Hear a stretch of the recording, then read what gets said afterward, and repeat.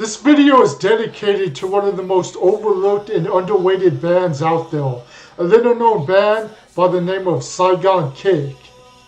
The band was formed under the name Toy Soldier, which was changed to Saigon Kick shortly after guitarist Jason Bueller left a touring gig with the band Talisman. And it wasn't that we all went like, that's the greatest name. It was the only name that we all would not quit over.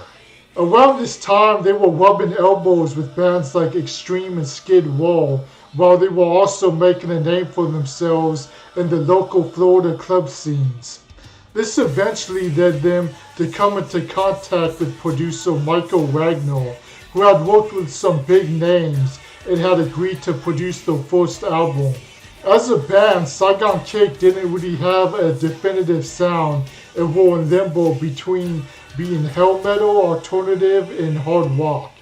But because of this, they gained a tight-knit following, particularly in the clubs around Fort Lauderdale.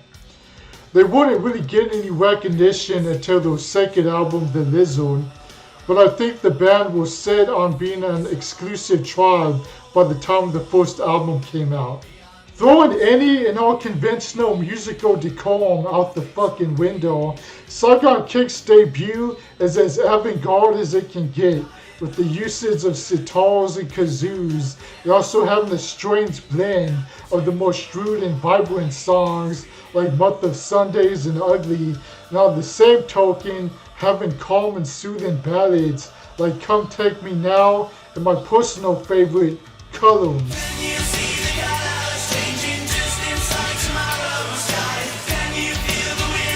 What You Say and Coming Home were the two biggest hits off the album, which ironically shows the dichotomy of this whole album, from soft to sharp, pop to punk, quirky to philosophical.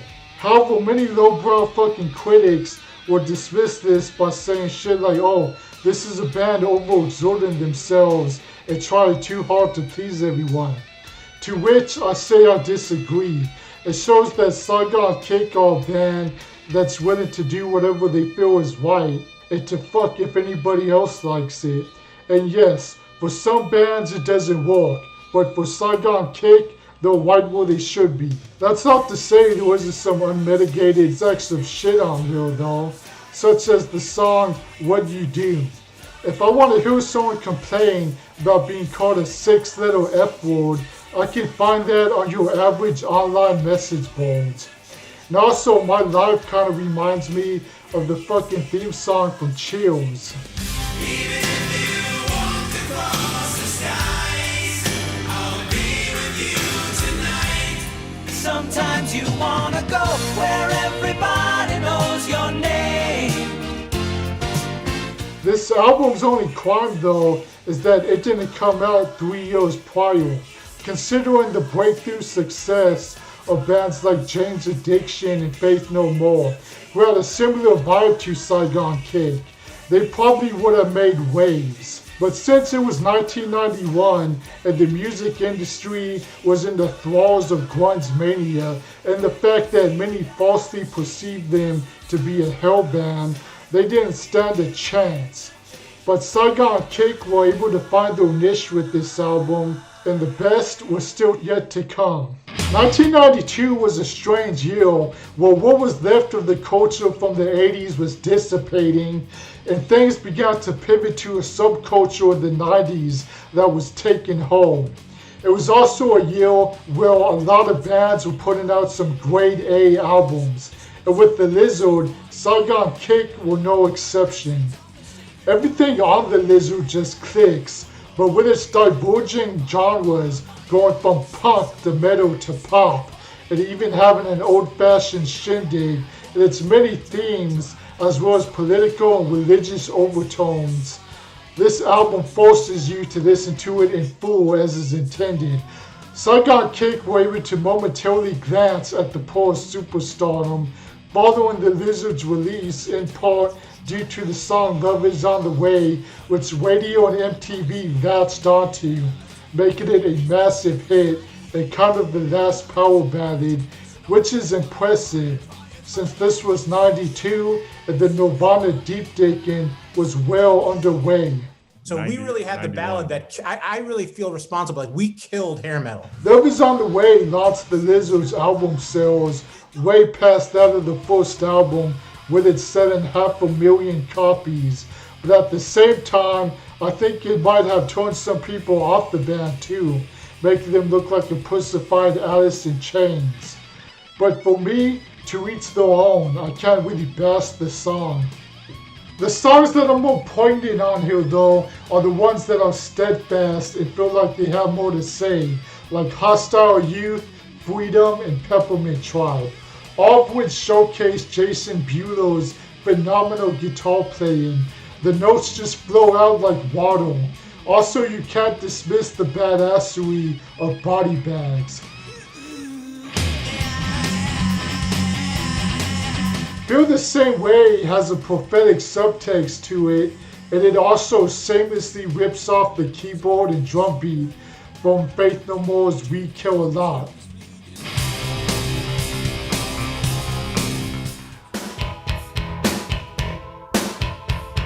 The Lizard gifted the band with exposure and the affection of suburban housewives everywhere, who, according to the guitar player, would attend shows expecting to see a glitzy pop band and leave bewildered and disappointed. But the honeymoon wouldn't last, with constant infighting within the band, mainly between guitarist Jason Bulow and singer Matt Kramer over writing credits and royalties. Matt left the band and the two would trade barbs in the music press years later, when Matt Kramer was whittling away at some telemarketing job. Of course, I'm assuming at the time, relations were not that good. So relations have never been good. Bass player Tom DeFire would also leave right after the recording of The Lizard. He would be replaced by Chris McLernan, and Jason Bulow would become the vocalist and main songwriter for the band, and this shit was made more clear with the following album, Water. With the original lineup of Saigon Kick breaking up and guitarist Jason Bulow taking full creative control of the band, they began to go further down the rabbit hole into esotericism and musical exploration. And because of that, Water is an album that can't be pinned down to any specific thing, and good luck trying to define it. It's like they just took everything and threw it up against the wall. There's metal, grunge, pop, an African tribal beat. The track Water features a choir, and I really like On and On as well. And there's also one of the best renditions of David Bowie's Space Oddity. The cream of the crop, however, would be the track One Step Closer.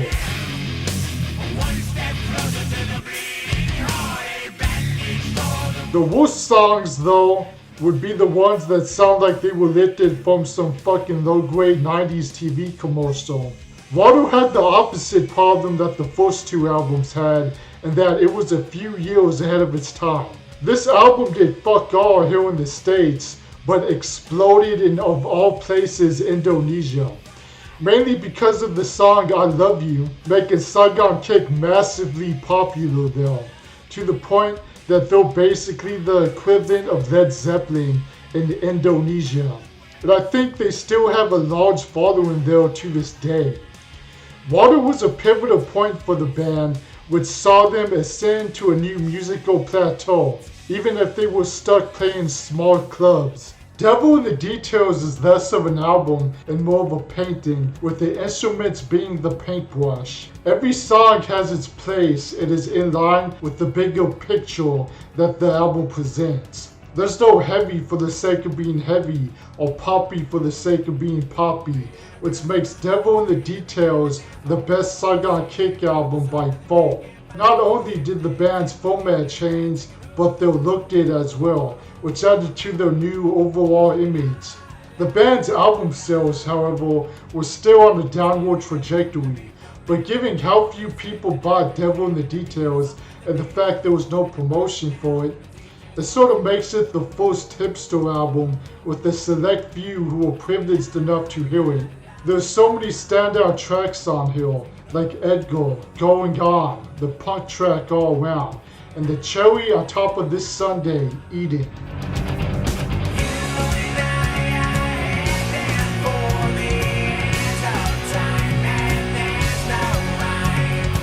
also like Spanish Rain with its elevator music vibe. Then there's the song Victoria with the whole old Western cowboy saloon sound to it, with the old sounding piano, and it also has the flamenco guitar solo.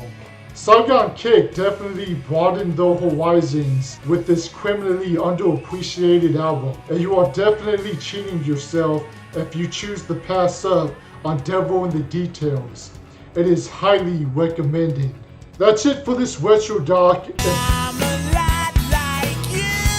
Due to the dismal outputting of Devil in the Details, Saigon Kick will drop from their only North American label, and soon after long-standing drummer Phil Varone left, the band tried an ill-fated reunion with vocalist Matt Kramer in '97, and they would put out a series of compilation albums. The reunion only lasted 2 shows, however, before guitarist Jason Bueller called it off.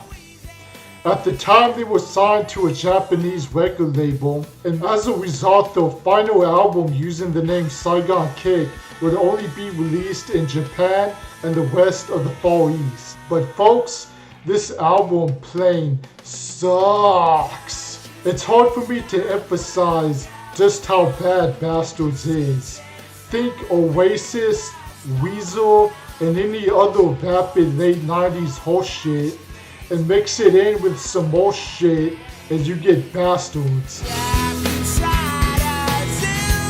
Actually, comparing Bastards to Oasis and Weezer is an insult to Oasis and Weezer. This is an empty, uninspired shit show from a band that clearly didn't give a fuck, and they probably had no intention of it being heard outside of Asia. Worst song on here? Pick a number. Each song could be considered the worst.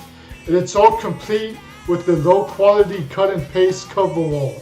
Bastards is the red-headed stepchild of Saigon Kick's discography, and it's a shame it's the last album with the Saigon Kick name. It would have been interesting to see what they could have done had the original lineup got back together, but due to egos and I'm sure other obligations, it was not meant to be. Now we're going to break up over publishing, just like everybody. Super Transatlantic is basically Saigon Kick under a different name. It was formed by the 3 remaining members of Saigon Kick, along with extreme bassist Pat Badger. However, they continued down the path they took with the last Saigon Kick album, Bastards, which is late 90s alternative shit. If you're a Saigon Kick fan and have yet to come across 2000's Shuttlecock, you're not missing out on much, seeing as it's just the same regurgitated garbage on Bastards, but a little more commercial sounding. It would be easy for me to shit on this whole album, but I do kinda like the song Live.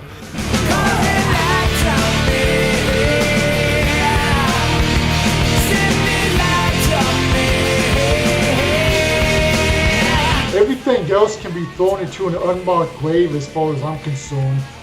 Shuttlecock would be the first and last album put out under the name Super Transatlantic, and it's a good thing seeing as anyone associated with Saigon Kick were pretty much phoning it in at this point. With Saigon Kick hanging it up in the year 2000 after failed reunion attempts and being in a completely changed music industry, main man Jason Bueller would start his own label with his brother in 2002.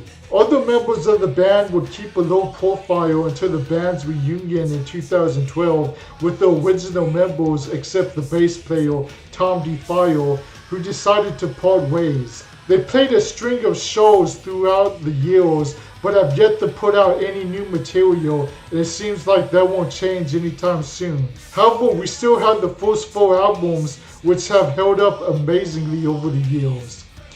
That's it for this retro doc. Until next time.